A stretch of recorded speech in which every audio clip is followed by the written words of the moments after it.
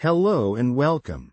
Today, we delve into the extraordinary story of Charles Lindberg, not just the pioneering aviator who crossed the Atlantic, but a man whose relentless curiosity and technical mastery would revolutionize aerial combat in the Pacific theater. How did a civilian with barely any recent flight experience in a P-38 manage to extend its operational range by hundreds of miles? Could disciplined, math-driven engine management truly outperform decades of conventional wisdom? Why did Lindbergh's methods, initially met with skepticism, become the secret weapon behind long-range missions that seemed impossible just months before? And what does this tell us about the power of innovation, persistence, and challenging the limits set by tradition? Imagine a legendary hero, at the age of 42, arriving in the midst of war, with no formal military flight training in the aircraft he sought to master, yet within weeks, transforming how fighter planes operated in the vast Pacific. Did you know that Lindbergh's fuel efficiency techniques allowed P-38s to fly nearly 400 miles farther, sustain 9-hour patrols, and strike targets previously deemed unreachable? Could running engines at lower RPMs and using leaner mixtures truly cut fuel consumption by nearly half? How did a man who had flown only a handful of combat missions manage to teach seasoned pilots how to push their aircraft beyond the official limits, saving lives and gaining critical strategic advantages? And what was the real impact of his innovations on the broader Pacific campaign, from island hopping to protecting vital supply lines? All these pieces, fuel-saving secrets, daring combat, and revolutionary tactics, come together in a single question. How did one man's mastery of engine physics and unyielding curiosity ignite a technological revolution that reshaped aerial warfare? This video promises to trace his journey from legendary civilian hero to crucial wartime innovator, revealing how meticulous data, fearless experimentation, and a refusal to accept limits led to breakthroughs that extended the reach of American fighters, saved countless lives, and changed the course of history. Get ready, because the most remarkable chapter of Lindbergh's story begins right now. On angle, airspeed, and altitude, a complex interplay that only those with a keen eye and meticulous discipline could master. Lindbergh's mastery over fuel efficiency was rooted not simply in engineering principles alone but in a profound understanding of machine behavior and an unwavering confidence in math-driven calculations. His groundbreaking experience in transatlantic flight laid the foundation for innovations that would eventually challenge and reshape conventional military aviation doctrines. The feat of navigating the Atlantic with such minimal fuel left a trail of doubt and admiration among engineers and pilots alike, who recognized Lindbergh's uncanny ability to fine-tune every aspect of engine performance to maximize range. His flights were not just demonstrations of pilot skill. They were demonstrations of precision engineering and operational excellence, emphasizing that the theoretical limits often underestimated what could actually be achieved with disciplined, data-informed techniques.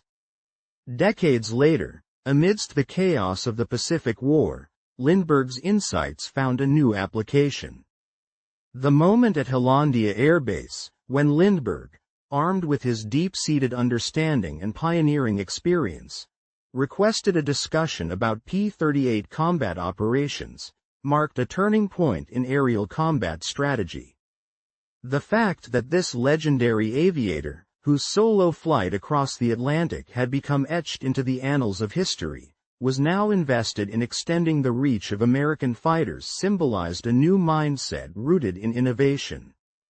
What neither MacDonald nor Lindbergh understood at that moment was that their meeting would mark the beginning of a revolution in long-range fighter tactics. Over the following 6 weeks, Lindbergh's teachings would culminate in techniques that increased the Lockheed P-38 Lightning's combat range by nearly 400 miles, an extraordinary feat at a time when maximum operational limits had long been considered fixed and unbreakable.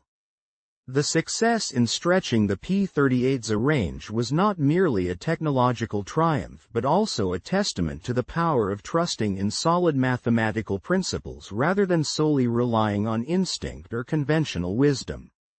It proved that many of the established doctrines concerning engine management and fuel conservation, which pilots had learned through experience, could be invalidated or improved upon through detailed analysis and scientific precision. This evolution was rooted in everyday flight experiences shared by pilots who had initially been skeptical of deviations from standard procedures but gradually recognized that a deeper understanding of engine performance, especially managing the delicate balance between manifold pressure, propeller pitch, altitude, and airspeed, could yield results that seemed impossible. The process involved rethinking all assumptions about fuel consumption, engine stress, and operational envelopes, transforming what was once considered a limit into a new standard. The unconventional teacher in this story was a man who, at the age of 42, had hardly flown a P-38 before his arrival in Hollandia 3 days prior. His name was Charles Lindberg, the same legendary aviator who, 17 years earlier, had shown the world what human daring and meticulous engineering could achieve. His historic flight across the Atlantic not only demonstrated the potential of aviation but had also embedded within him an extraordinary mastery of aeronautical nuances, particularly those related to fuel efficiency and long-distance flying. Lindbergh's pioneering spirit was fueled by a relentless curiosity about the boundaries of flight and a conviction that limitations were often only boundary conditions waiting to be understood and exceeded. Analyzing his transatlantic flight, it becomes clear that his success was founded upon an intuitive yet precise understanding of engine behavior, a skill that he had elaborated through years of surveying flights across vast oceans for Pan American Airways during the 1930s. He continually refined techniques that extended range well past what the aircraft manufacturer claimed, recognizing that published range figures were merely averages, not ceilings. In practice, Lindberg knew that each engine had an optimal operating envelope, a precise range of conditions under which fuel consumption, engine stress, and power output could be balanced to achieve maximum efficiency. Unlocking this optimal performance involved a nuanced comprehension of how manifold pressure, propeller pitch, altitude, and airspeed interacted, allowing for tailored adjustments that maximized endurance without risking mechanical failure. This detailed knowledge and systematic approach underscored the fact that the theoretical limits depicted in manuals were often conservative, not absolute. By understanding these complex relationships, Lindberg found ways to push beyond standard operating procedures, thereby extending aircraft range even under challenging conditions. As this revolutionary knowledge filtered into military applications, it fundamentally challenged long-standing assumptions about maximum operational capabilities, particularly regarding fighter aircraft operation in extended-range missions necessary for the vast expanses of the Pacific theater. The transformational techniques Lindberg imparted proved that with disciplined, mathematical optimization, what once was deemed impossible could quickly become routine. His unconventional education method, combining theoretical knowledge with practical flight experience, served to instruct pilots and technicians alike, instructing them on how to reach the aircraft's full potential. In doing so, Lindberg's influence extended beyond technical manuals into the daily lives of combat pilots, whose success depended heavily on mastering the subtleties of engine management and fuel economy. This story, heavy with the narrative of overcoming institutional resistance, skepticism, and ingrained operational practices, demonstrates that progress often depends on Charles Lindberg, renowned for his pioneering transatlantic flight and aviation feats, had continued to push the boundaries of aerial exploration beyond mere record-setting endeavors. His interests stretched into the technical realm, where he developed a deep understanding of complex aircraft mechanics, such as the precise influences of RPM adjustments, mixture calibrations, and how these factors directly impacted indicated airspeed.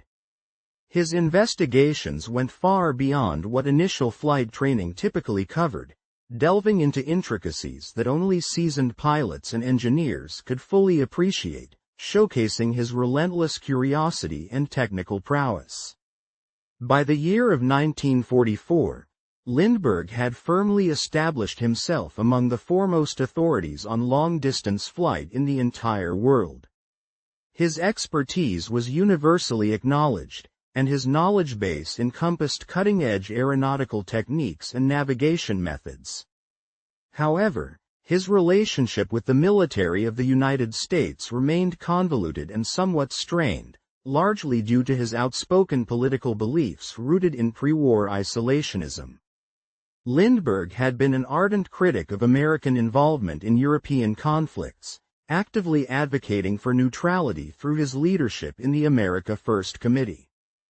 His stance, which emphasized avoiding foreign entanglements, ultimately earned him the hostility of many. Even the then-President Franklin Roosevelt opposed him. A notable incident occurred on April 29, 1941, when Roosevelt publicly contrasted Lindbergh's views with those of Clement Vallandigham, a figure associated with Confederate sympathizers during the Civil War. This public comparison further alienated Lindbergh from official government circles. In the wake of this confrontation, Lindbergh made the decision to resign his commission as a colonel in the Army Air Reserve. Nonetheless, as the world plunged into global conflict following the attack on Pearl Harbor, the military recognized his extraordinary talents. Yet, due to his political stances and prior controversies, Roosevelt and the military leadership worked diligently to keep Lindbergh from rejoining the armed forces in uniform during the war period. Despite these restrictions, Lindbergh's exceptional aviation knowledge could not be suppressed entirely. His expertise found alternative avenues. He transitioned into a vital civilian role, offering technical advice to aircraft manufacturers eager to leverage his insights. In 1943, Lindbergh joined the United Aircraft Corporation, where his involvement primarily centered on their Chance Vault division, an organization responsible for the production of some of the most advanced aircraft, including the formidable F-4U Corsair. His efforts weren't limited to mere consultation. He also played an active role at the Ford Willow Run plant. There, he was instrumental in diagnosing and resolving challenges related to the high-volume production of the B-24 Liberator bombers. His skill was further tested when he volunteered for perilous high-altitude test flights aboard P-47 Thunderbolt fighters, designed to evaluate engine performance under extreme conditions. Additionally, Lindbergh contributed to developing tactical techniques, such as dive bombing procedures for the Corsair, which improved accuracy and effectiveness in combat. Although these technical accomplishments were substantial and widely recognized, Lindbergh's deep-seated desire was to attain frontline combat experience once more. His aspirations aligned with the ongoing global conflict, which was now intensifying across the Pacific theater. By early 1944, he perceived an opportunity that could allow him to combine his fascination with aviation technology and the thrill of combat. The United Aircraft Corporation, seeking to assess the capabilities of new American twin-engine fighters, considered the P-38 Lightning, the only operational aircraft of that category in the United States at the time. Lindbergh convinced the corporation to endorse his plan. He would deploy on a specialized mission as a technical observer in the Pacific, overseeing P-38 operations under actual combat conditions. Preparations for this expedition began with meticulous planning. On April 3, 1944, Lindberg traveled to New York and visited the esteemed Brooks Brothers outfitting store. There, he purchased a naval officer's uniform that lacked insignia, an outfit that would afford him a measured degree of undetectability at a distance. His attention to detail extended to his personal belongings. At Brentano's bookstore, he acquired a small New Testament, writing in his journal that day, "Since I can only carry one book, and that must be very small, this is my choice." The symbolism of this act reflected his recognition of the fragile nature of his mission and the grounding influence of faith and reflection amidst the chaos of war. Reflecting on his own journey, Lindberg noted that if this had been a decade earlier, he would not have contemplated such a role. But as his knowledge deepened and his reading expanded, he found his perspectives evolving. The competition and obstacles that might have once held him back seemed less significant now. With his gear and documents in order, he departed from San Diego on April 24, 1944, headed for the South Pacific. His destination was to be the Marine Corps aviation bases around Guadalcanal, a strategic and fiercely contested area. Unbeknownst to the White House, the Navy Department authorized his travel, yet kept the entire venture clandestine from his influence extended far beyond mere theoretics. He transformed understanding through direct, hands-on guidance. Working closely with Corsair pilots, he demonstrated how to execute safe and successful takeoffs even when heavily loaded with bombs, loads that far exceeded the official maximum capacity of the F-4U Corsair fighter.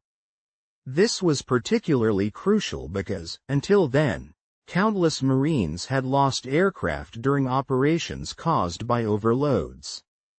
Lindberg meticulously analyzed every aspect affecting takeoff performance, including power management, required speeds, and how weight was distributed across the aircraft. As a result of his interventions, incidents of overload-related accidents dropped markedly, and the fighter's strike capabilities were substantially boosted.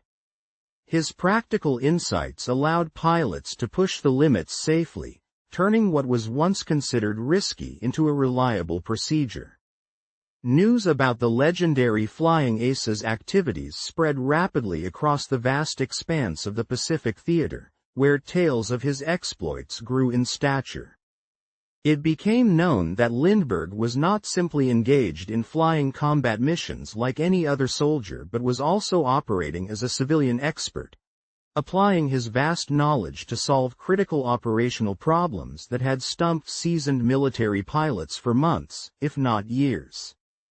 By the middle of June in the year 1944, Lindberg's curiosity and strategic interest had turned toward the P38 Lightning. His focus was drawn to this twin-engine fighter, a highly advanced aircraft for its time. The genuine enthusiasm that United Aircraft expressed for the development and deployment of twin-engine fighters was well known, and certainly, Lindberg's reputation added to the credibility of the effort. Yet, he had also learned that the 475th Fighter Group, famously nicknamed Satan's Angels, was one of the most prominent and successful Lightning units operating across the Pacific landscape. This unit had built a formidable reputation both for its skill and effectiveness, making it the ideal place for Lindberg to deepen his understanding of the P-38. This aircraft was unique. Its design, consisting of the distinctive twin-boom layout, made it stand out, and Lindberg was eager to see it in action. On June 15, in the year 1944, Lindberg boarded a flight heading to the forward base in Finchen, New Guinea. His arrival was notable enough that he made his presence known to the 5th Air Force headquarters situated nearby at Nadsab. Soon after, he was welcomed by Colonel Marion Cooper, with whom he shared a meal and familiarized himself with the ongoing operations and logistics. Over the following Sunday evening, June 18, Lindberg had the opportunity to dine again, this time in the company of General Enos Whitehead, discussing developments in New Guinea and sharing his intentions to observe P38 missions firsthand. The authorization for his participation was quite informal and unofficial in nature, falling short according to strict military formalities. However, in the flexible and often rapidly evolving command structure of the Southwest Pacific Theater, such personal connections and demonstrated expertise often carried greater weight than paperwork. Recognizing Lindberg's intentions and skills, authorities granted him consent, and on June 20, he spent about an hour and 20 minutes undergoing familiarization and testing with a P-38 fighter belonging to the 8th Fighter Group's 35th Squadron. This was Lindberg's debut experience in the distinctive twin-boom aircraft, a model that had redefined aerial combat with its range, firepower, and speed. Just a few days later, on June 26, Lindberg traveled to Hollandia and unexpectedly found himself walking into a casual game of checkers set up by Lieutenant Colonel MacDonald. MacDonald, a young officer just 29 years old, was already a highly accomplished combat pilot with 10 confirmed destroyer victories over enemy aircraft, an impressive record that earned him the nickname, Ace.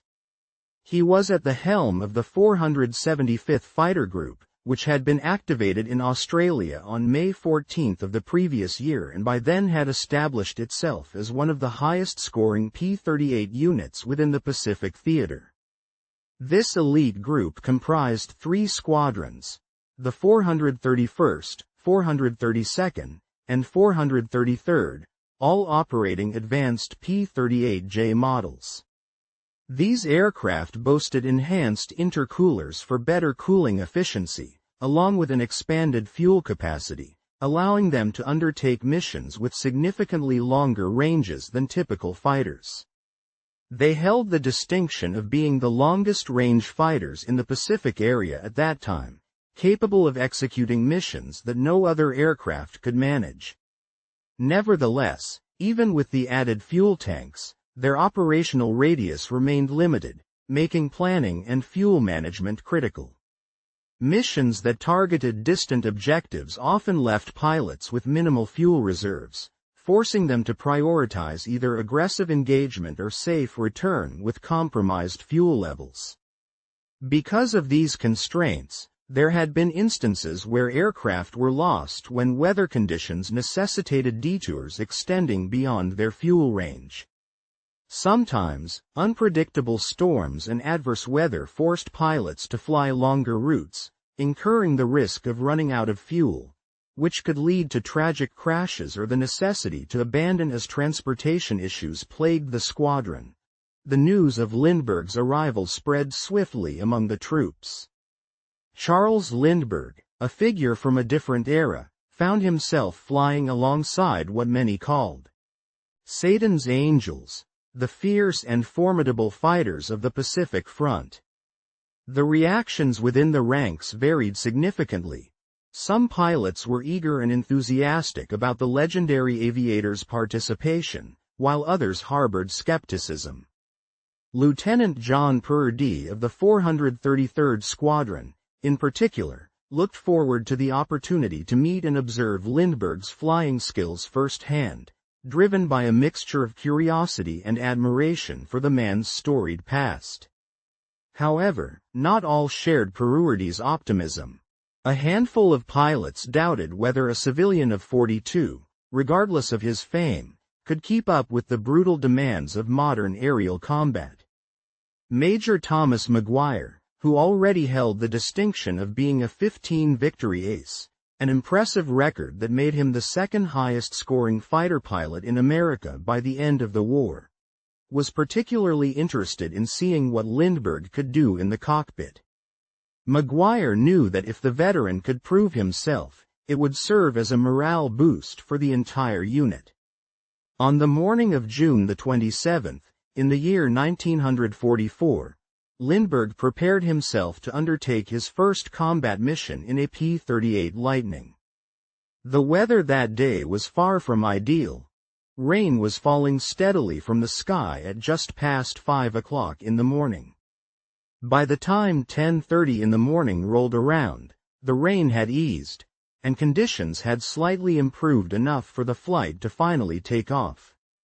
Leading the 4 aircraft that day was Major McDonald, who charted a course toward Jeffman Island and a nearby facility known as Smart Airfield, regular targets for the 175th Fighter Group. Lindberg flew as the numerical 3, positioned on McGuire's wing, a role that placed him smack in the middle of the formation's tactical setup. Merrill Smith, a rising star with 8 confirmed kills himself, was flying alongside as the wingman. As McDonald smoothly ushered his wing into formation, he watched with quiet approval as Lindberg smoothly slipped into the tight, disciplined pattern that defined effective aerial combat drills, something remarkable considering that mere days earlier, Lindberg had only recently checked out in the P38 for the first time. To everyone's surprise, his proficiency in maintaining perfect formation was flawless, indicative of someone with natural flying talent or at least a keen sense of aircraft handling. The mission itself entailed strafing an enemy-controlled barge anchored in Kaibos Bay, a classic interdiction strike meant to disrupt enemy supply lines or shipments. Under fire, Lindberg skillfully navigated through bursts of anti-aircraft gunfire, his aircraft's cannon and machine guns pounding the target with deadly accuracy. The attack was executed with precision, and all 4 aircraft returned safely, completing their mission without incident. However, what the crew chiefs observed following the mission proved far more intriguing than the combat performance itself. When they examined Lindberg's P-38 after several flights, they made an astonishing discovery. His airplane consistently possessed significantly more fuel at the end of each sortie than any other pilot's aircraft flying similar missions. On a meticulous check after a 6.5-hour-long armed reconnaissance over enemy airstrips along the western shores of Gilvink Bay, Lindberg's airplane was found to have an astonishing 210 gallons of fuel remaining. A staggering amount considering the strenuous nature of the flight. In contrast, the tank gauges of other aircraft indicated near empty tanks by the end of the same mission. On July 3, the squadron was involved in a different task, escorting a group of 16 B-25 bombers on an attack run directed against Jeffman Island. Post-strike, the squadron was assigned to a barge hunting patrol. Within the hour, 2 different pilots reported running dangerously low on fuel and made the decision to break off and head back to base. Meanwhile, Lindberg pressed on confidently, his gauges still showing a comfortable reserve of fuel, far more than the others. The pattern did not go unnoticed. McDonald, the squadron leader and a keen observer, recognized the unusual discrepancy and decided it was worth investigating further. Within 2 days of Lindberg's arrival, he summoned the entire squadron to a makeshift meeting held in their modest recreation hall. The room was sparse. A dirt-floored building under a roof thatched with palm leaves, illuminated by glaring bare bulbs overhead. In this humble setting, with a single ping-pong table and a few decks of cards for entertainment, McDonald addressed his pilots. He introduced Lindberg formally to the group, then turned to him with a direct question. How was it that he consistently managed to return with such a significant amount of fuel still aboard? What secret or technique was he employing? The next events, precipitated by this inquiry, were running smoothly, and fuel consumption appeared significantly lower than during standard cruises. As confidence grew, the crew pressed on with longer flights, meticulously monitoring engine temperatures, pressures, and overall performance, ensuring that Lindberg's unconventional recommendations did not adversely affect their aircraft's safety or integrity. Gradually, the pilots discovered that these modified engine settings allowed them to extend their operational range considerably, with the most promising results emerging from flights lasting several hours. The most daring among them reported that their engine gauges confirmed consistent operation within safe parameters, and their fuel tanks indicated a surprising increase in efficiency. Fuel consumption had indeed dropped to roughly 70 gallons per hour.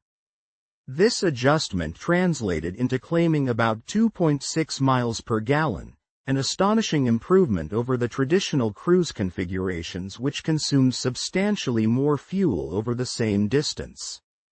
This breakthrough technology implied that the Lightning's effective operational radius could be extended by as much as 400 meters, effectively enabling missions that could last up to 9 hours, an extraordinary feat considering previous endurance limitations. Such an increase in range promised strategic advantages, especially for long-range reconnaissance and escort missions where extended flight times were critical. When Lindberg finished his detailed explanation and demonstration, the atmosphere in the room shifted noticeably. The assembled pilots sat in thoughtful silence, each contemplating the implications of adopting such radical engine management practices. Many of them found the idea of undertaking flights that could last for 9 hours unsettling, primarily because even the standard 7-hour missions already pushed human endurance and the aircraft's capabilities to their limits. The cramped conditions of the P38 cockpit, where pilots sat atop their parachutes, with a survival kit and emergency raft stored just beneath them, meant that tolerating extended periods within the confined space was already a formidable challenge. For some, the prospect of pushing beyond 7 hours into 9 hours was almost unimaginable, raising concerns about physical and mental fatigue. More troubling was the fact that this new operating method involved running the engines at speed settings that had been explicitly drilled into all pilots as dangerous. Usually, pilots adhered to the rule of avoiding oversquare operation, where the manifold pressure exceeds the RPM, because it was believed to cause severe engine damage. Military flight training emphasized that injudiciously operating engines in an oversquare configuration would lead to excessive detonation, causing cylinder head overheating, and ultimately, catastrophic engine failure. The prevailing doctrine warned that if the manifold pressure exceeded RPM by more than a few inches of mercury, the engine risked severe damage or complete destruction. Thus, Lindberg's recommendations, advocating for routine engine operation at these previously forbidden settings, caused a ripple of skepticism among the flight crews. Some pilots exchanged wary glances or shook their heads in disbelief, unsure whether to trust theoretical benefits over their training and experience. One pilot openly questioned the safety of such a procedure, publicly characterizing Lindberg's approach as perilous and inconsistent with established aviation principles. Despite the skepticism, Colonel MacDonald recognized that Lindberg's experience was valuable and that what he proposed was not merely speculative theory. Lindberg's credibility stemmed from direct, practical experience.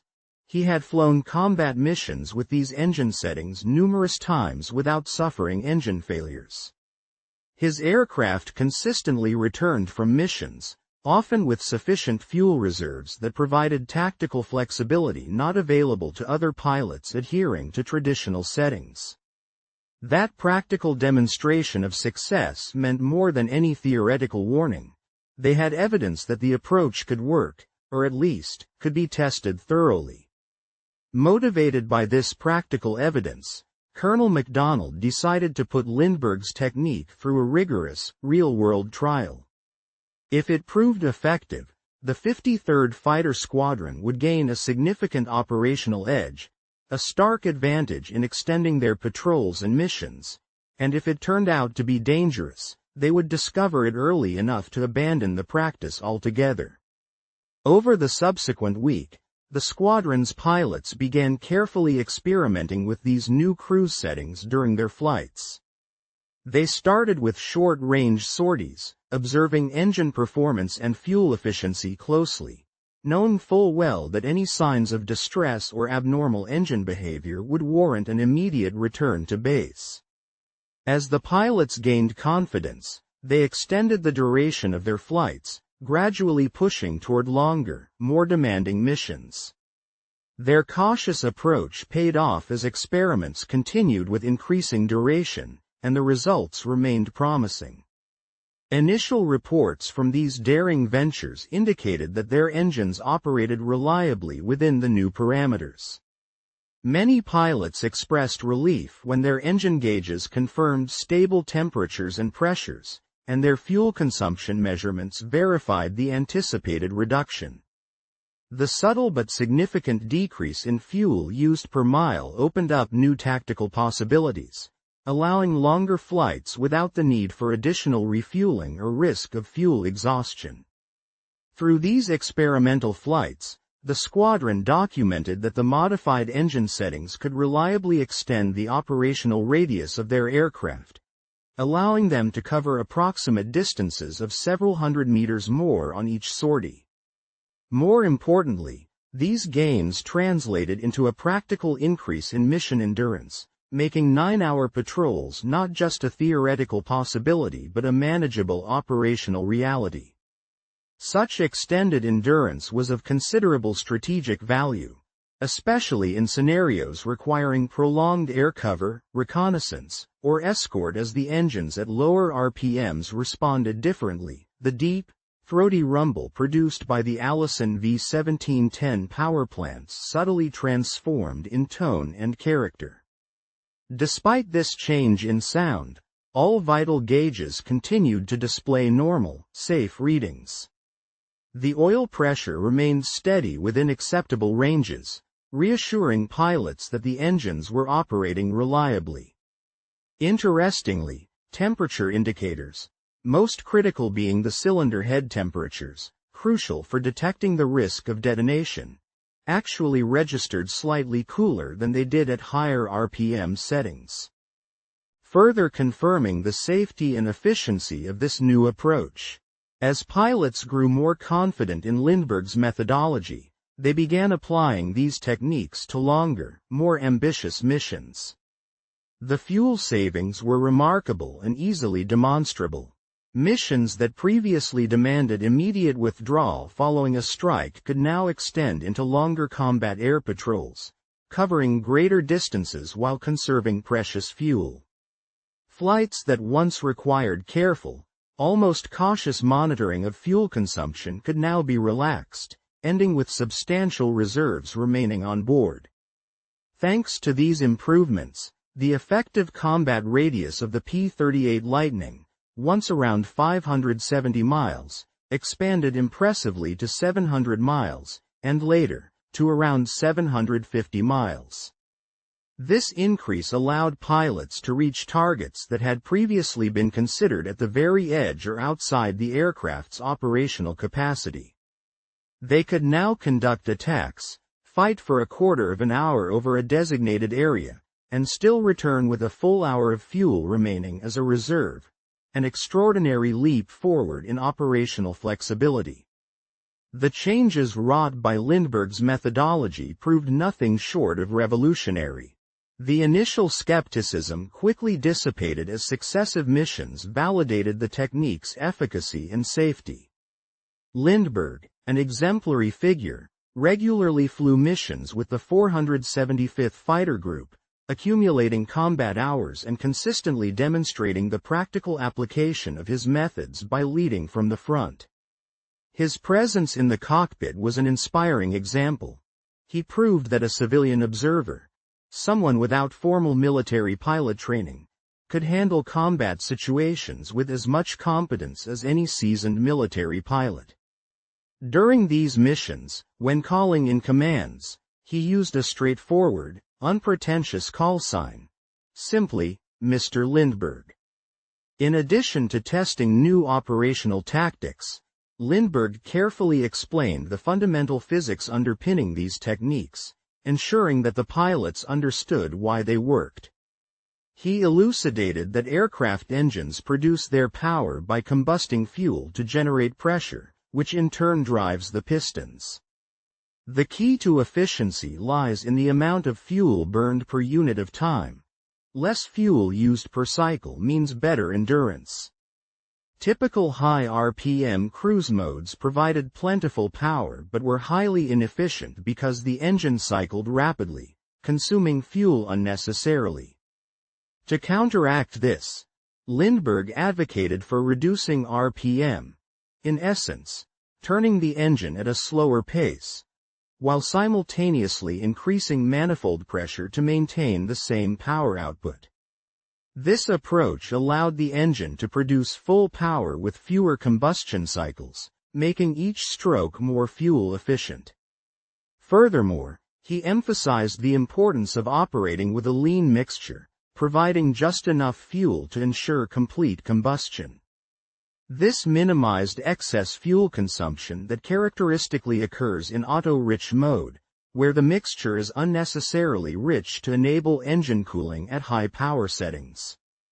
By carefully adjusting the mixture and managing engine parameters, pilots could achieve optimal efficiency. Importantly, the engines did not pose a risk of detonation under these reduced RPM conditions.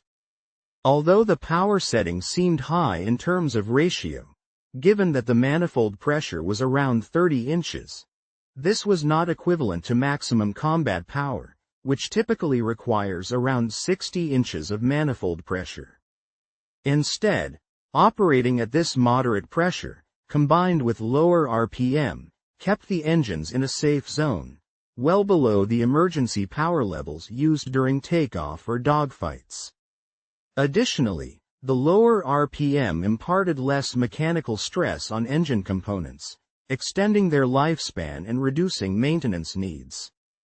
This technique was not inherently dangerous. Rather, it was simply a different way of operating than what the standard training had traditionally emphasized. Lindberg's mastery stemmed from decades of experience with long-distance, transoceanic flight. His groundbreaking Atlantic crossing in 1927 had taught him that the published performance limits of aircraft and engines often represented starting points, not maximums. Moreover, during his years working with Pan American Airways throughout the 1930s, evaluating trans-Pacific and transatlantic routes, he amassed thousands of flying hours, time in which he experimented vigorously with fuel management and engine efficiency strategies. The P38 Lightning had a particular advantage that made experimentation less risky than it might otherwise seem. Its twin-engine design meant that if one engine encountered a problem or suffered damage, the aircraft could still potentially be flown on the remaining engine. This twin-engine redundancy provided pilots with extra margin of safety during these experimental operations, making it feasible to push the aircraft's operational boundaries without excessive risk. During an era defined by relentless innovation in aerial combat, the strategic use of experimental techniques proved pivotal in extending the operational capabilities of fighters like the P-38 Lightning. When an aircraft's engine was viewed through the lens of experimental trial, insights gained could significantly influence tactics and safety margins. For instance, the understanding was that, despite the risks, the manufacturer's design allowed pilots to venture further and achieve greater range, knowing that should one engine falter or sustain damage, the crew could still carry the pilot safely back to base with the remaining engine. This built-in redundancy transformed how pilots approached their missions, especially in the vast and perilous expanses of the Pacific theater. In such a setting, where mechanical failure could swiftly lead to catastrophic outcomes, either drowning, if an aircraft went down at sea, or capture by enemy forces, remaining conservative might seem prudent. However, the combination of combat experience and engineering confidence inspired a more daring approach. The P-38's reliability, enhanced further by systematic logistical support, provided pilots with a reassuring safety buffer, enabling them to explore a wider operational envelope without excessive fear of engine failure. This meant that, under certain conditions, pilots could confidently push their aircraft to perform optimally, balancing risk with operational necessity. Supports for this exploration came in the form of substantial logistical efforts, notably the regular shipment of spare V-1710 engines and parts into the Pacific region. The ground crews, equipped with these spare components, could quickly replace engines that had undergone experimental or extended use, thereby maintaining aircraft readiness.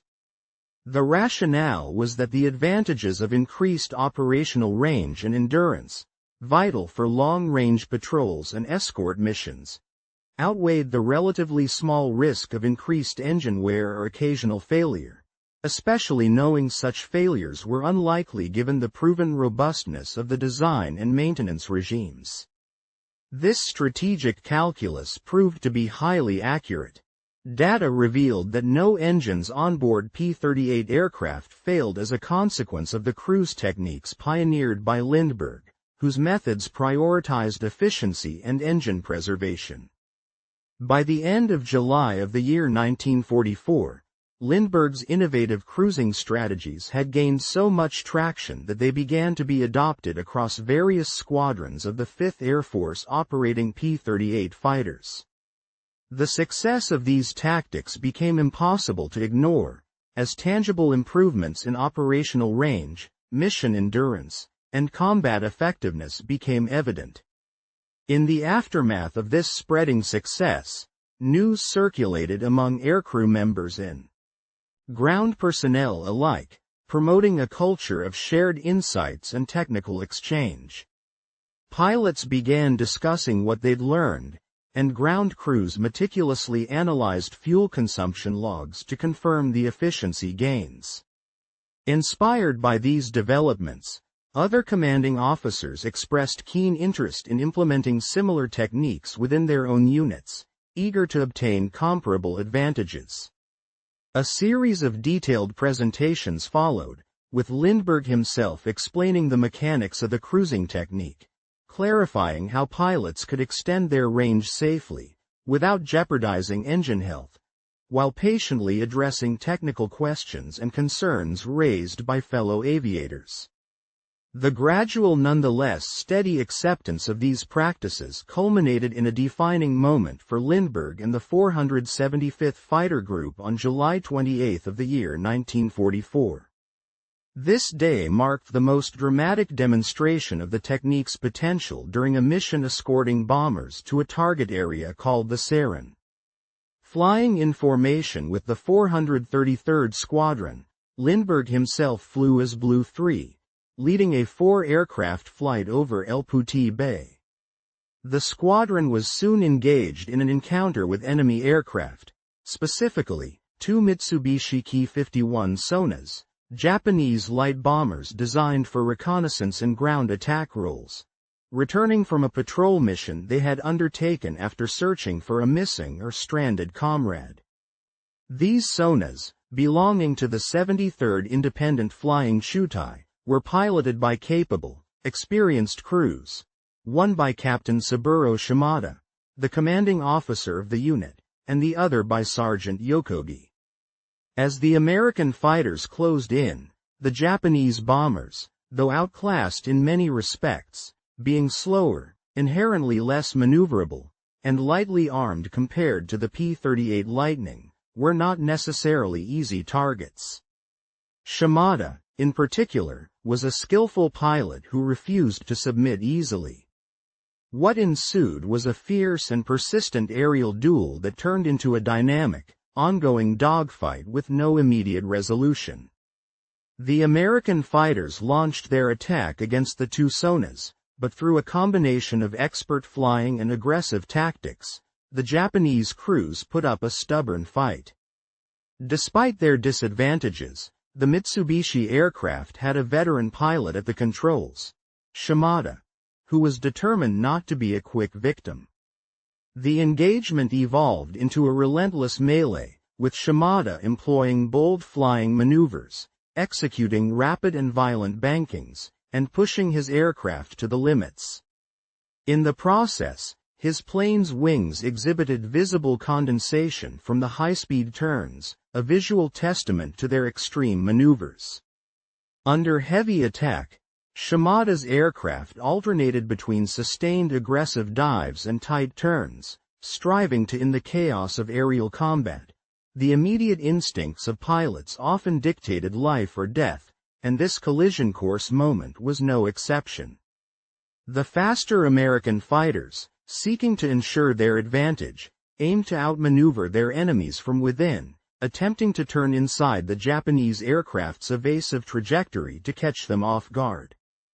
Captain Danforth Miller, a veteran pilot and wingman to McDonald, found himself in a tense moment when he briefly managed to bring his gun sights onto the Mitsubishi Sonia. His targeting appeared promising, but as Shimada executed a swift, sharp left turn to evade, Miller lost visual contact, and his tracers flew harmlessly behind the pair, by a staggering distance of about 80 feet. Then, in a move that defied expectations, Shimada did something utterly unpredictable. Instead of continuing with evasive flight patterns, he abruptly altered his strategy. Instead of dodging or trying to outmaneuver, the Japanese pilot turned his aircraft directly toward Lindbergh's P-38, which was rapidly approaching. The two aircraft were now on a collision course, heading straight toward each other at a combined closing speed approaching 500 miles per hour. For Lindbergh, a seasoned pilot who had accumulated thousands of hours in the air but had never before found himself targeted by an enemy aircraft intent on killing him, this exact moment crystallized the grim reality of warfare with stark clarity. It was a split-second choice between life and death. Shimada steadfastly held his course, his intent unclear, whether aiming for a daring ramming attack, or simply relying on the chaos of a perilous head-on exchange of gunfire. He committed fully to this desperate, daring alignment of aircraft. Meanwhile, Lindbergh reacted instinctively. He fixated on the Sonia's radial engine, an obvious point of vulnerability, took steady aim, and pressed his trigger firmly. His P38 Lightning, equipped with a single 20mm cannon and 4 conventional 20-caliber machine guns concentrated in the nose, unleashed a sustained burst lasting about 6 seconds. Lindbergh kept the trigger pressed down unwaveringly, and the thunder of high-velocity bullets and shells rumbled forward, striking the front portion of the Sonia directly. The impact was immediate and vicious. The Mitsubishi's propeller visibly slowed, its blades reluctant in their rotation, while thick smoke billowed from the damaged engine compartment. Despite this damage, Shimada refused to diverge from his grim course, fully committed to his suicidal approach. In the final moments of this deadly dance, Lindbergh yanked the stick upward with brutal force, forcing his P-38 to pull away just in time. His aircraft cleared the damaged Sonia by merely a few feet, skimming over the top of the wreckage, a narrowly avoided catastrophe. Shimada, anticipating the worsening situation, blacked out his aircraft into a steep, aggressive dive, plunging downward at an even sharper angle. Additional bursts of gunfire raked the air, fired by nearby P-38s that had responded with swift, precise fire to support Lindbergh's attack. The Sonia, rendered crippled, continued its descent, trailing smoke as it plunged headlong into the ocean at a high velocity. The moment of impact created a spectacular and tragic tableau. A fountain of white spray erupted at the point of collision, jetting spectacularly into the air before dispersing.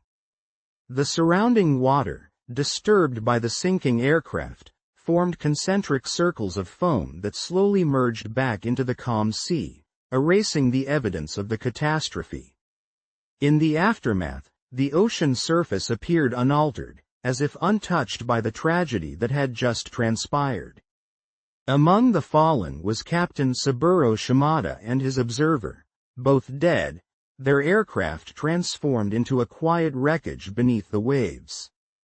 Back on the ground, within the military command, the reckoning over the kill was a subject of debate. Several pilots had managed to hit the Sonia, including MacDonald, Miller, and Lindberg. Yet it was the head-on burst from Lindberg's aircraft that had most definitively dealt the lethal blow, slowing the propeller drastically and initiating the fatal dive. In unofficial consensus, these pilots agreed that Lindberg's destructive shot was the skirmish's decisive moment. He had effectively scored his first, and, notably, his only, kill. This victory, however, was not officially entered into the War Department's records for the 175th Fighter Squadron. The reason was clear. Lindberg was a civilian. His active participation in combat, already irregular given his status, made official recognition problematic. Recording an official kill could spark questions that might jeopardize his continued presence with the unit. Just 3 days later, on the 1st of August, Lindberg was once again thrust into the perilous heart of danger when he nearly lost his life during a fighter sweep mission targeting the Palau Islands. The mission had quickly turned into a fierce dogfight against Japanese Zero fighters. During the chaos, Lindberg found himself engaged in a turning duel with a Zero, their traditional methods and wary of the new procedures. Nevertheless, the proof of their effectiveness was undeniable as missions continued to demonstrate improved operational range and safety margins. On the 12th of August in the year 1944, Lieutenant Lindberg departed from the airstrips of Hollandia, signaling his return flight home. This moment marked the culmination of a period during which his innovations had revolutionized aerial combat strategy in the Pacific theater. Many among the pilots of the 475th Fighter Group gathered eagerly to bid him farewell, their expressions reflecting genuine admiration and respect for the civilian technical expert who had profoundly altered their way of fighting. This respect was not merely for his technical advice or for the theories he espoused. It was rooted in the fact that Lindberg had shared their hardships firsthand.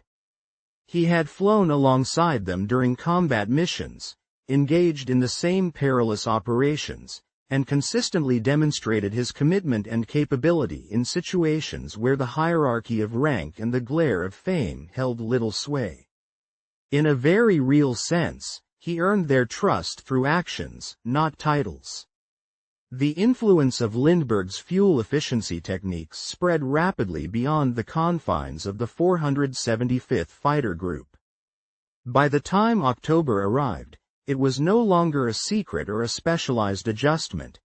Variations of his cruise control system had been adopted by numerous P38 Lightning units scattered across the vast expanse of the Pacific.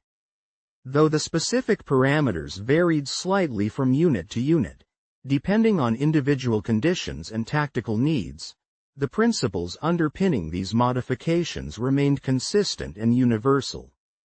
The core concept involved reducing engine revolutions per minute, increasing manifold pressure, and shifting to a leaner fuel mixture, effectively conserving fuel without sacrificing performance. This seemingly simple change resulted in a drastic extension of operational range, which had far-reaching strategic consequences. Targets that had once seemed unreachable, located deep within enemy-held territories, suddenly became accessible thanks to the ability of fighter aircraft to stay airborne longer. Japanese installations and bases that had previously benefited from complete air cover, shielded by the limits of traditional fighter endurance, now faced relentless attacks from P-38 fighters equipped with Lindberg's techniques. These fighters possessed enough fuel reserves to both escort vulnerable bomber formations on long-range missions and return safely to base afterward. The extended endurance meant that fighters could now accompany bombers deep into enemy territory, transforming a tactic that often involved unescorted missions or incomplete coverage into one of comprehensive protection and sustained offensive pressure. Long-range fighter sweeps into Japanese-controlled regions became routine. Groups of P-38s in Dutch New Guinea, for instance, began flying missions extending up to 950 miles to strike targets, maintain combat for about a quarter of an hour, and then return safely to their bases. Such daring and extended missions had been unthinkable just months earlier, prior to the widespread deployment of Lindbergh's fuel-saving techniques. The significance of this increase in range was not only tactical but also strategic. It enabled a series of operational shifts that underpinned the broader Allied campaign in the Pacific. As the second half of 1944 unfolded, these longer-reach capabilities provided crucial support to General MacArthur's projected advance towards the Philippines. Airstrips that could not have previously supported fighter operations owing to limited range suddenly became viable forward bases for offensive and reconnaissance missions. Plans for island invasions, which once had to be delayed until closer airfields were captured or constructed, now could move forward with greater speed. This acceleration was not merely a matter of logistics but directly impacted the timeline of the overall campaign. In essence, the strategic advantage was measured not just in added miles but in significant reductions of time. Operations that formerly might have stretched over months of planning, preparation, and execution were compressed into weeks. The rapid deployment of fighter cover extended the reach of air power, making subsequent operations more immediate and more effective. The benefits of Lindbergh's fuel conservation techniques also extended dramatically into the realm of pilot safety and survival. For pilots navigating perilous weather conditions or facing unforeseen combat scenarios, additional fuel reserves provided an essential safety buffer. Pilots no longer need to return to base on the brink of exhaustion after completing their missions. Instead, they could now count on having emergency reserves, improving their chances of reaching home safely after sustaining minor damages or encountering unexpected difficulties. When adverse weather conditions necessitated navigation around storms or detours, the extra fuel meant that aircraft were less likely to be lost over unfamiliar terrain or in unfamiliar circumstances. Damage in combat.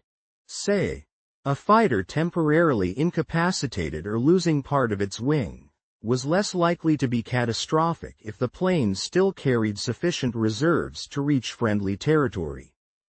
Overall, the extension of operational range reduced both combat and non-combat losses, saving lives and preserving valuable aircraft. The importance of these innovations became unmistakably clear during the gradual liberation of the Philippine Islands. During the October of 1944, as General MacArthur's forces launched their invasion on Leyte Island, P-38 fighters flying in from bases in New Guinea and Morotai played a pivotal role in providing air cover. Their training undoubtedly carried more weight and practical value than any civilian advice could provide, especially in the context of wartime necessity and operational excellence. During this period, some maintenance officers expressed genuine concern that implementing new techniques, like those advocated by Lindbergh, might accelerate engine wear and increase maintenance demands. However, the evidence accumulated from extensive testing and operational reports painted a clear and compelling picture. The benefits far outweighed any perceived risks. Units that adopted Lindbergh's innovative approaches consistently reported no uptick in engine failures, which was a significant reassurance amidst the high-stakes environment of combat aviation.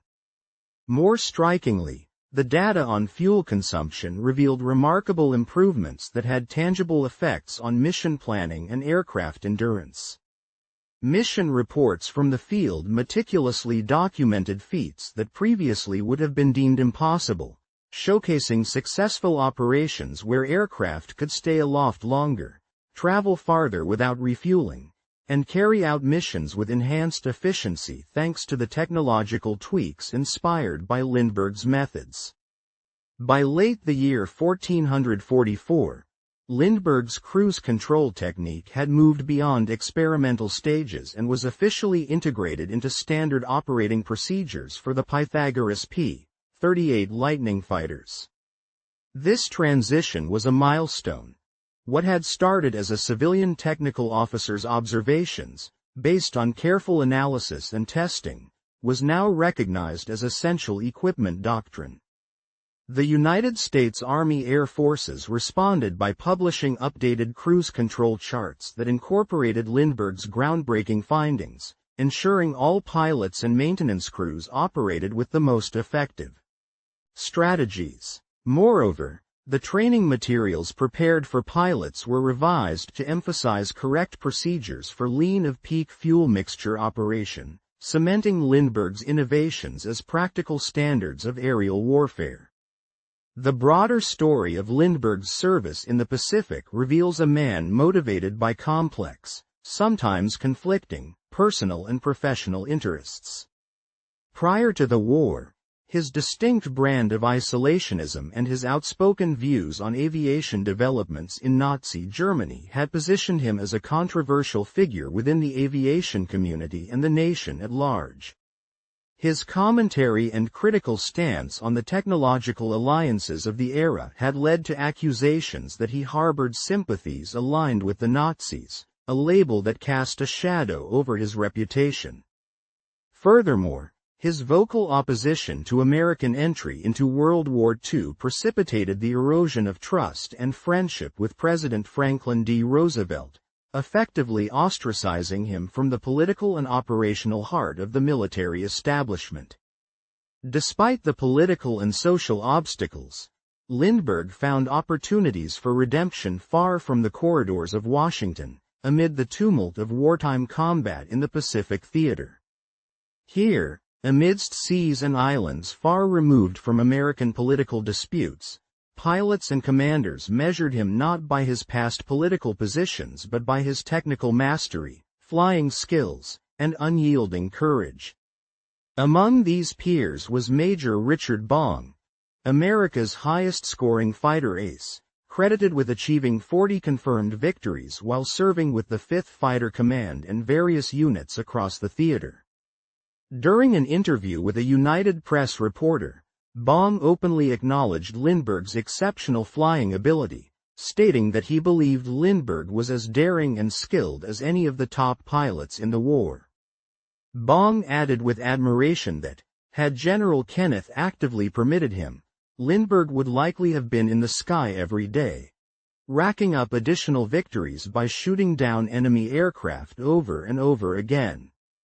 This high praise from someone of Bong's military stature carried considerable weight, serving as a symbol of the respect Lindbergh had earned through demonstrated ability and exceptional bravery, in the end, proving himself where the true test lay: in the fiercely competitive and dangerous arena of aerial combat. Following his return to the United States in mid-August of the year 1444, Lindbergh continued to contribute his vast expertise to the ongoing war effort. In October of the same year, he took part in a joint Army and Navy conference focused on evaluating fighter aircraft performance, a gathering held at the Naval Air Station in Patuxent River, Maryland, aimed at pooling knowledge and refining tactics. During this conference, Lindbergh flew and examined captured Japanese aircraft, furnishing critical insights into the technological capabilities of the enemy's aviation technology, which proved invaluable in developing counter-strategies. Lindbergh also maintained his role as a consultant for United Aircraft and other manufacturers involved in aircraft production, troubleshooting issues that emerged during actual combat operations and refining the technical standards necessary for optimization in battle. The scope of his work and the technical specifications he influenced underscore the significant stride made in aviation efficacy attributable to his efforts. For example, the P-38 Lightning fighter aircraft, Model J variant, boasted an internal fuel capacity of approximately 410 gallons in standard tanks, comprising two 90-gallon main tanks, two 60-gallon reserve tanks, and two 55-gallon tanks positioned along the leading edges, with provisions for external drop tanks to extend range further. Under standard cruise conditions, rotating at 2,200 RPM with an auto-rich mixture setting, this configuration could allow for a total fuel capacity exceeding 1,000 gallons, a substantial reserving of endurance.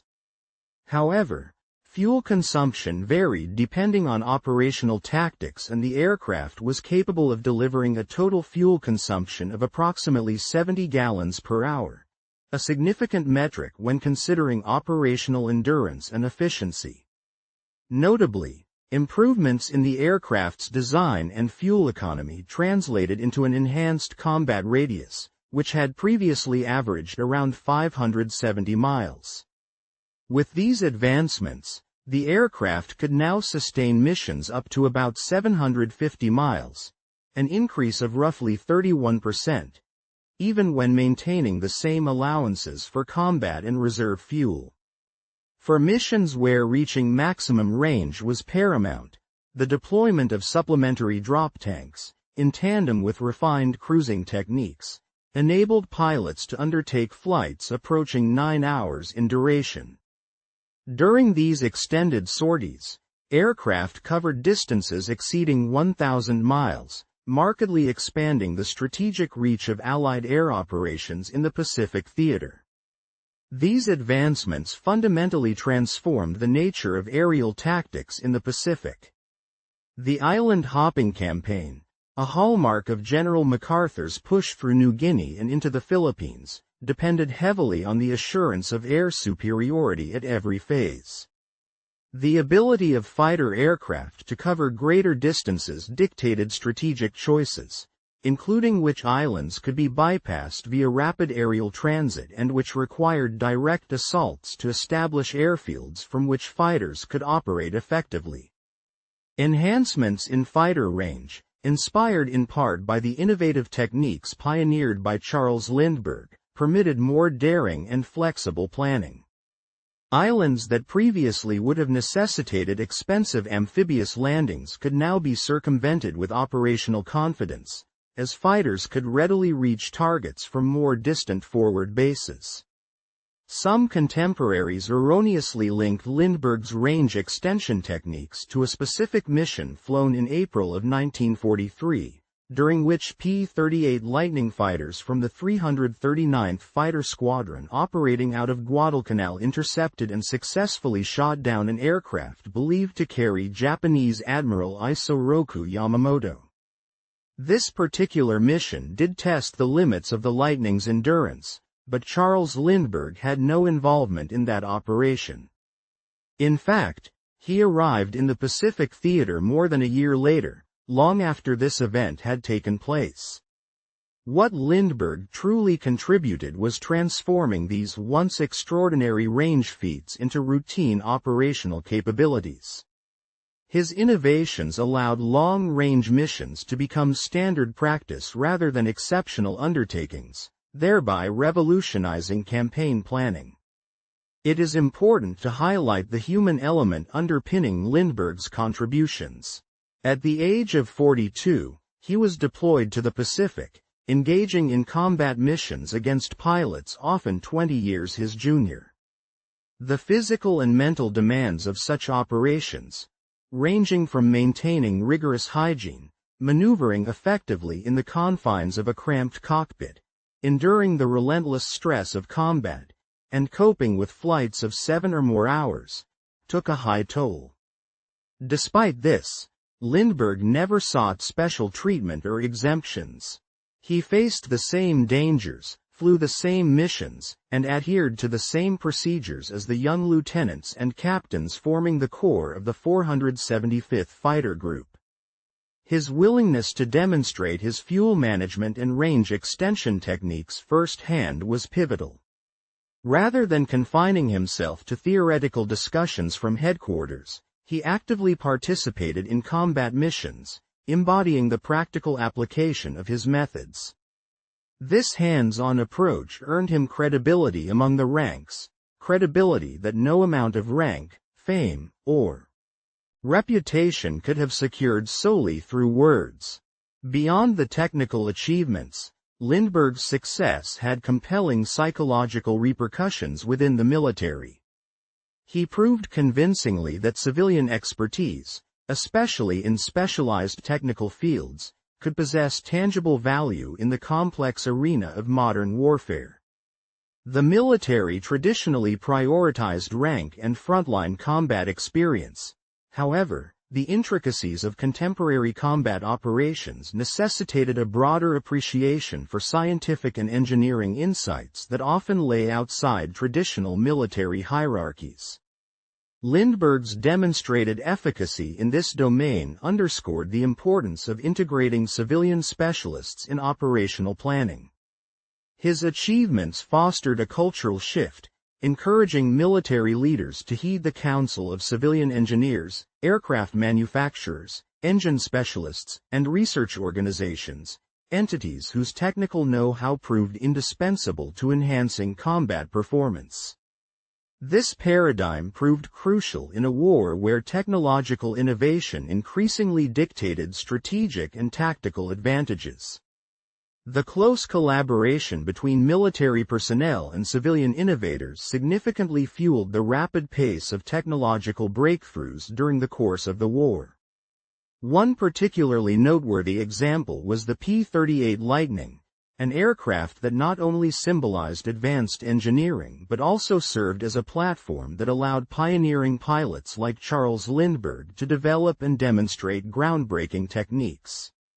Its twin-engine design played a crucial role in this, providing a vital layer of redundancy that made experimental flight tactics safer and more manageable, a significant benefit when pushing the boundaries of aerial combat capabilities. Despite facing criticism for certain issues, especially concerning the Allison V1710 engines, these powerplants proved remarkably responsive to meticulous adjustments in fuel mixture. The aircraft's sophisticated fuel system, equipped with multiple tanks and transfer pumps, provided pilots with the flexibility to carefully manage their fuel consumption throughout missions. Furthermore, the inherent stability of the Lightning made it particularly well-suited for sustained, long-duration cruising flights, an advantage that enhanced operational endurance and strategic flexibility. As the war progressed into the late months of 1944 and the early part of 1945, the P-38 began to give way in some combat arenas to the newer P-51 Mustang, which offered markedly improved performance, especially at higher altitudes, alongside a comparable range with the same fuel load. However, in the vast expanses of the Pacific theater, the P-38 retained its vital role, demonstrating remarkable resilience and ongoing usefulness throughout the conflict.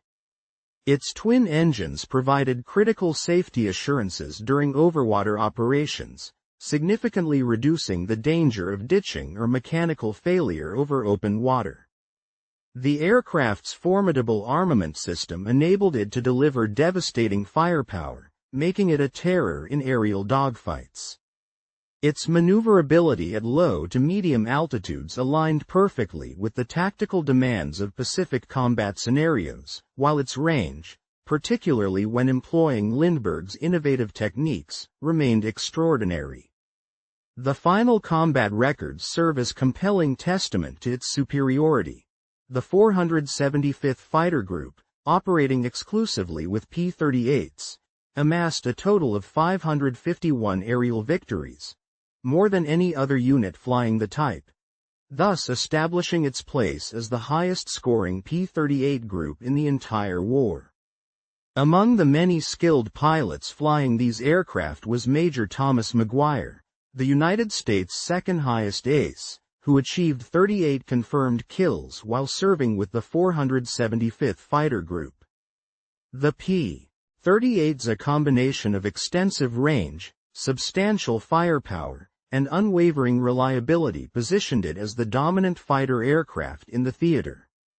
Lindbergh's innovative flight techniques further amplified these attributes, allowing missions to extend farther, last longer, and return safely, an operational advantage that proved invaluable over thousands of sorties and over hundreds of thousands of flight hours.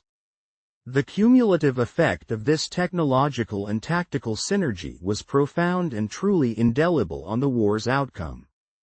This adaptive process also shed light on often uncomfortable tension between technical expertise and institutional bureaucracies.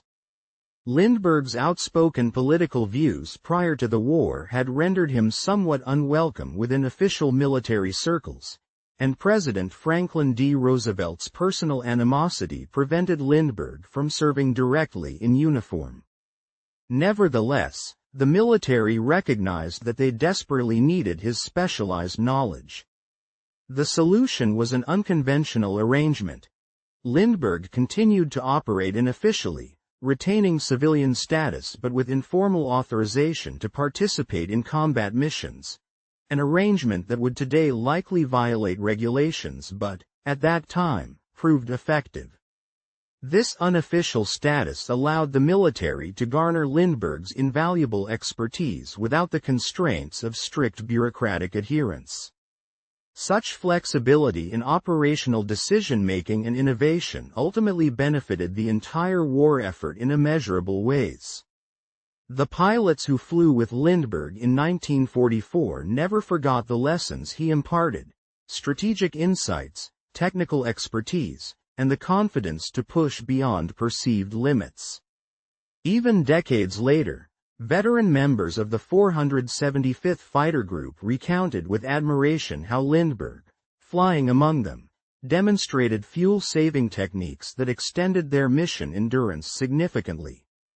Several pilots, including Colonel Warren Lewis, who commanded the 432nd Squadron, remembered Lindbergh's precise fuel management methods vividly, details that varied slightly to adapt to different aircraft models and combat conditions but shared an overarching principle of conserving fuel for critical moments. This universal approach yielded undeniable results, transforming the conduct of their missions. As Charles Augustus Lindbergh peacefully passed away in August, the year of his death remaining unmentioned in the original text, his legacy endured, not only as a pioneering aviator but also as a symbol of how ingenuity and unyielding commitment can elevate operational capabilities during times of extraordinary need. On the 26th of October, in the year 1974, at the age of 72, he passed away from lymphoma while at his home in Kipahula, located on the lush shores of Maui. His departure was quiet and unassuming, a final exit from a life filled with dedication and service. Prior to his death, he had clandestinely left the Columbia Presbyterian Medical Center in New York City on the 17th of August, and remarkably, he arrived in Maui only a week before he succumbed, having traveled across vast distances in his final days. His journey from one hemisphere to another marked the closing chapter of a storied life intertwined with wartime service and personal sacrifice. Following his passing, his body was laid to rest in a humble yet meaningful manner, just about 3 hours after his death. His burial took place in a modest gravesite, fashioned from the hands of local Hawaiian ranch cowboys who crafted his coffin out of simple materials, their work clothes testament to their hard-working spirit. The grave was dug down approximately 30 feet into the earth, its sides lined carefully with volcanic lava rocks and black beach pebbles, echoing the natural landscape of the island.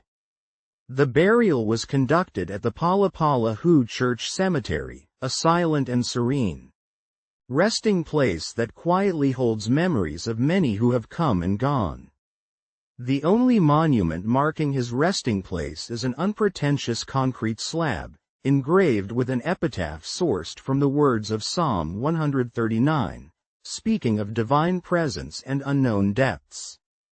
His final resting place was witnessed by a mere 15 people, a small gathering reflecting perhaps the understated nature of his life and departure. The simplicity of his grave underscores a life marked by humility and grounded in the most essential values. His epitaph transported visitors to scriptural reflections, inspiring contemplation with words that evoke the vastness of the universe and the divine knowledge that encompasses all existence. In reflecting on his life and his contributions, one recalls his wartime journals, which were published in the year 1970. These detailed records provided an intimate look into his Pacific service, including his tenure with the renowned 475th Unit. Through these writings, readers gain an understanding of his experiences, his hardships, and the strategic importance of his efforts in the Pacific theater, painting a picture of a man deeply engaged in pivotal military operations. The legacy he left behind extends far beyond the technical skills he shared. His story embodies principles that retain relevance even decades later.